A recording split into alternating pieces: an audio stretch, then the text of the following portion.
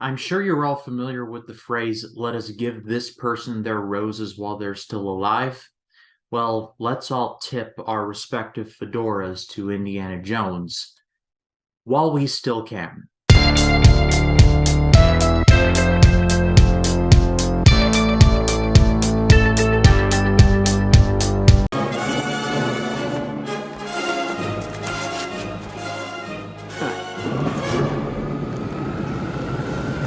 Hello, everyone. My name is Ryan Cam, and welcome to my road to Indiana Jones and the Dial of Destiny. Over the next couple of weeks, I'll be covering every Indiana Jones movie I have yet to cover in honor of Indiana Jones and the Dial of Destiny coming on June 30th.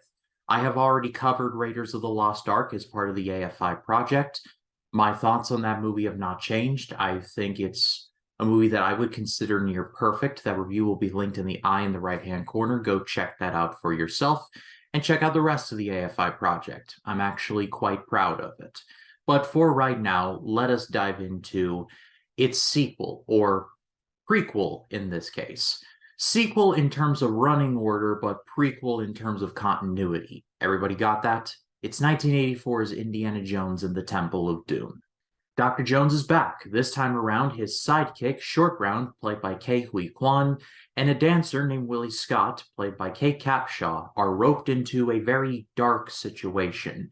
They stumble upon a village in India where all of the children have been taken into, well, slavery. As a cult of thuggies are trying to find the Sankara stones in order to unleash the power of the god Kali onto the world. No, no, no, not that Kali. Not that Kali. Raiders of the Lost Ark, like I talk about in my AFI project video, is a banger, 100%. That movie made all the money, so a sequel was obviously in order.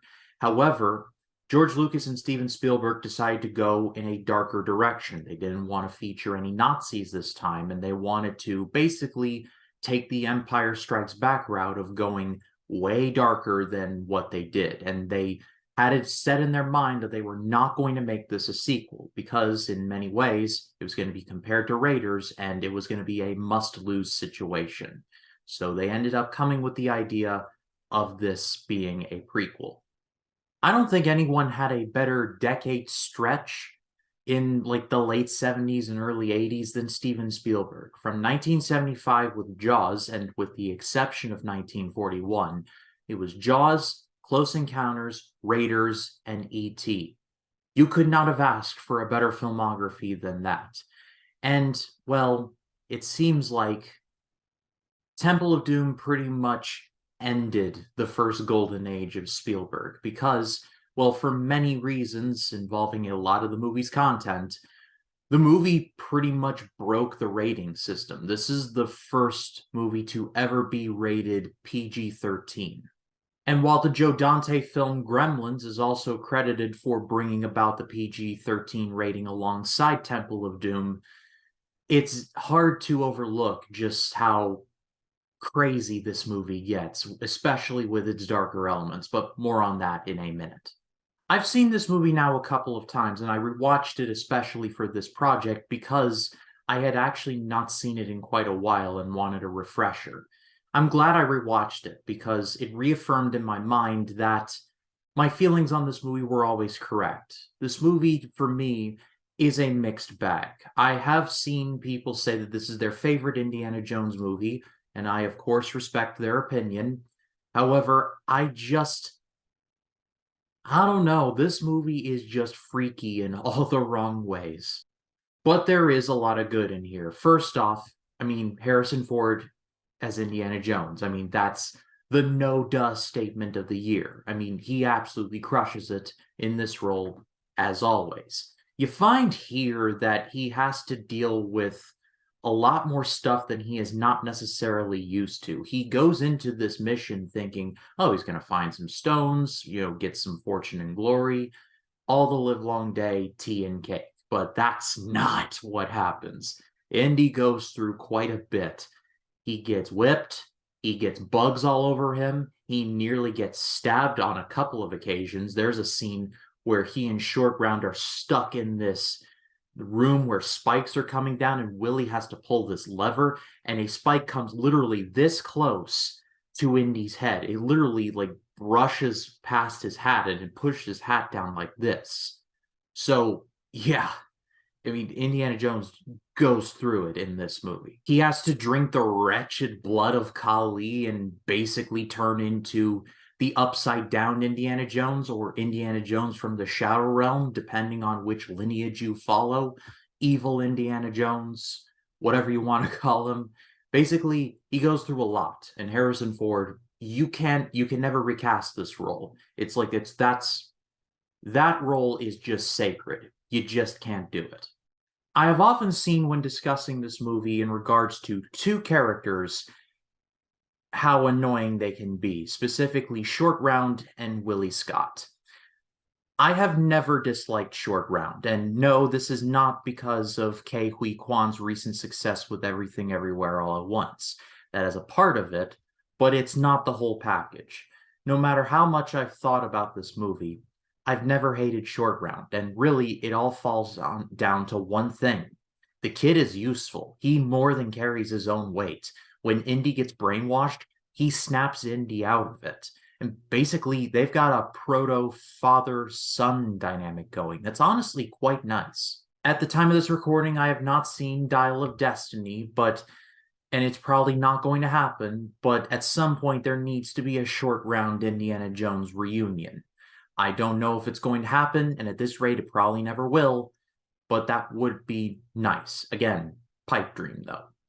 When it comes to Willie Scott, though, I feel like the criticisms against her are a little strong. I feel like she is useful, and she does hold her own in certain circumstances, and in the context of her character, she is very much...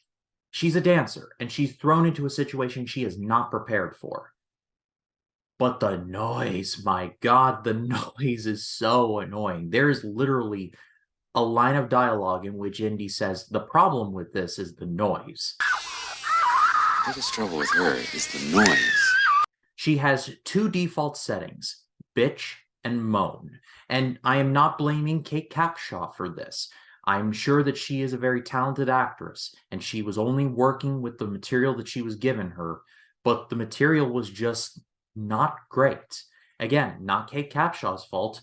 You can tell that she is actually trying. To show that I am not being hard-hearted or trying to dunk on a fictional character, there are a couple of instances where Willie Scott was actually quite useful. First off, she saves Indy and Short Round on one occasion. She does complain about it and gets bugs all over her, but she does do it. And there's a scene where, throughout the scene where Indy is explaining the Sankara stones to her, her head is getting hit in the back with by this elephant trunk. And at a certain point, she's thinking, like, I am sick of this elephant, and it is a massive snake. She grabs the snake inadvertently and throws it across the room. Meanwhile, Indiana Jones, who is famously afraid of snakes, sees it as like, God, it's a subtle moment, but it's a really good moment. So Willie Scott is not just an annoyance. She has her moments. However, you have to go through a lot in order to get to that purpose. And really, I think this is as good a place as any to talk about my biggest problem with the movie is how dark it is. And normally, I defend movies that tend to go pretty dark, like, say, the original Pinocchio, for example. The movie uses very dark elements to forward a story and teach a lesson. I like that. I like the spirit of that.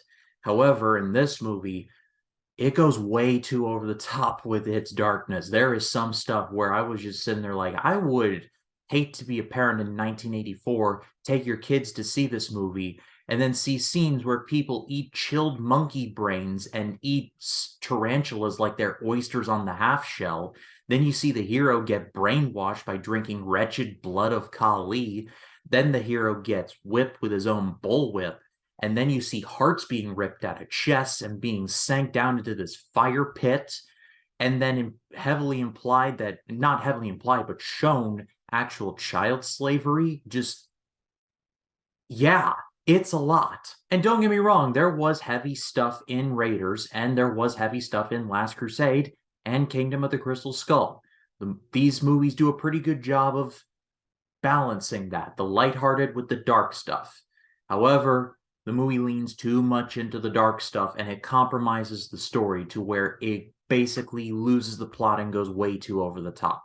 In my research, I found this movie was actually supposed to be even darker and even more over the top. There was even a pitch to where Indiana Jones basically finds in a valley sort of a lost world kind of situation with actual IRL dinosaurs. Yeah, that almost happened, but it was shot down. And then there was another pitch to where the movie takes place in a haunted castle in Scotland. And Spielberg himself shot that down because it was very similar to a movie he produced a couple of years earlier, and totally didn't direct, called Poltergeist. That movie's really good, by the way. There was even another factor that was dropped involving Indiana Jones's mentor, Abner Ravenwood, and his daughter, Marion. You might remember her from the first movie, but again, that was never followed up on. The most intriguing detail I found was when Lawrence Kasdan was interviewed regarding this movie. He was originally asked to write the script for Temple of Doom, and he straight up refused. He thought the movie was way too dark. He was onto something. And then he would go on to say something to the tune of, this movie came out in a very rough time for both Lucas and Spielberg personally. And yeah, if the old saying goes that like movies are a reflection of their directors, Lucas and Spielberg were getting some anger out with Temple of Doom. I almost said Temper of Doom. Temple of Doom. They were getting out a lot of baggage through their avatars being Indiana Jones. Again, I feel like this movie is a mixed bag, but I am going to give it a good rating because when this movie is good, it is legitimately really good. The bridge sequence where Indy says, "Prepare to meet Kali in hell," and he breaks the bridge and they all fall into the alligator-infested waters. That was awesome. The opening sequence in Shanghai at Club Obi-Wan, I see what they did there, was very nice indeed with the whole poison factor. When the movie is on, it's really good, but man, this movie just completely loses its mind at a point and it just never recovers. It is not my least favorite Indiana Jones, though I have yet to rewatch Kingdom of the Crystal Skull, so jury is still out. However, this movie is just, it's kind of tough to talk about because there is so much imagination in it. That imagination just comes across from a very odd place. But I pass it off to all of you. What did you think of Indiana Jones and the Temple of Doom? Let me know in the comments. I'd love to read what you have to say. And stay tuned for next week, where I'll be talking about 1989's Indiana Jones and the Last Crusade, and I will be joined by my Life in the Movies podcast partner, Jacob Martin. It's going to be great. But if you liked the video, leave a like and subscribe to the channel. Click the bell to allow notifications, so when a new video drops, you'll be the first to know about it. My name is Ryan Cam, and I'll see you in the next one.